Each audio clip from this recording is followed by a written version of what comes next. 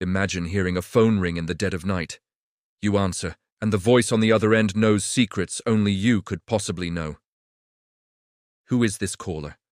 How do they know these things? For decades, this question has haunted investigators. This is the chilling true story of the Midnight Caller, one of the most mysterious and unsettling unsolved cases ever recorded. On the night of April 14, 2007, Sandra Branson, a 27-year-old nurse, was alone in her home. At exactly 11:47 p.m., her landline phone rang. She picked it up, expecting a friend or maybe a wrong number. But the voice that greeted her was a whisper, filled with cryptic phrases and intimate details about her life. Details no stranger should ever know. After a few unnerving seconds, the line went dead. That single call was just the beginning. What followed was a terrifying series of calls that completely shattered Sandra's sense of safety and baffled every single detective assigned to the case. This wasn't just a prank. It was a calculated campaign of psychological terror orchestrated by a phantom who seemed to know her every move. The voice on the other end of that first call was calm, almost unnervingly so, yet it carried a menacing tone. It wasn't what the caller said, but how they said it. They referenced private family matters, things she had only discussed with her closest relatives. They mentioned her daily routines with frightening accuracy. The time she left for work, the route she took, even small habits she thought no one ever noticed. Shaken to her core, Sandra immediately reported the call to the local police. But from the very start, the investigation hit a brick wall.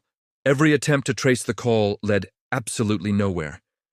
The number was untraceable, always originating from a burner phone.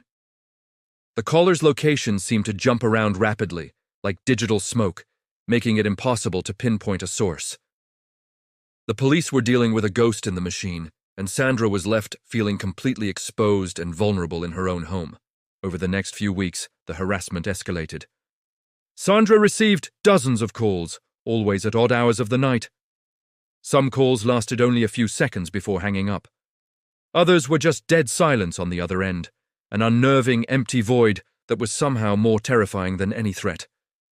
But the most disturbing calls were the ones where the caller would play back snippets of her own voice.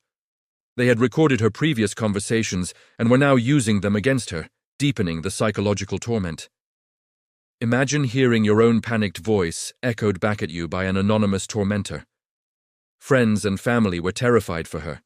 They urged Sandra to change her number, to install a new home security system, to do anything she could to protect herself. She did all of that, but the calls persisted. The Midnight Caller seemed to slip through every barrier she put up, as if they were always one step ahead.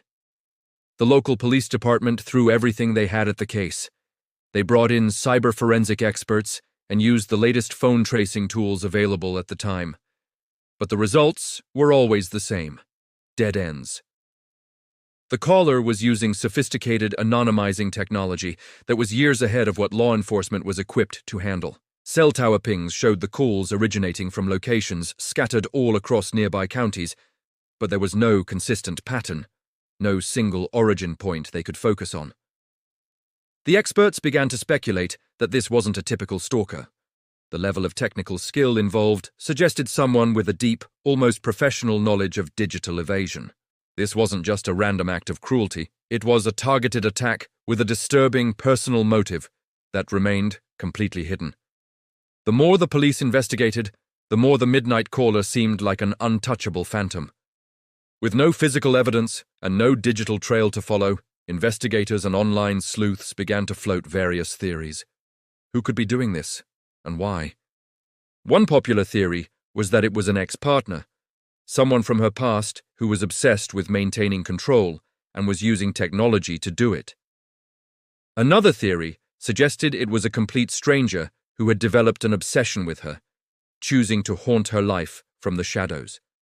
Some even believed it was an advanced case of digital gaslighting, a deliberate attempt to exploit technological vulnerabilities to make Sandra question her own sanity. Police looked into suspicious individuals in her social circle, questioning friends, co-workers, and former acquaintances. But every lead went cold. No one had a solid alibi, but no one had any concrete evidence against them either. No arrests were ever made. The Midnight Caller remained a complete and utter enigma. After several months of relentless torment, the calls suddenly stopped. Just as mysteriously as they had begun, they ceased. There was no final threat, no goodbye, just silence. But the damage was done. Sandra was never the same person again. The experience left deep psychological scars. She eventually moved to a different city and changed her job, hoping to leave the nightmare behind her. She told only her closest friends and family the full story, carrying the burden of her ordeal in private. To this day, the identity of the Midnight Caller remains a haunting question mark. The case stands as a chilling reminder of the unseen dangers that can lurk in our increasingly connected world, and how a voice on the phone can become someone's worst nightmare. This case is a stark illustration of how vulnerable we can all be to faceless harassment in the digital age. The same technology that connects us and enriches our lives can also be weaponized to prey on us. It's a powerful tool for both protection and torment.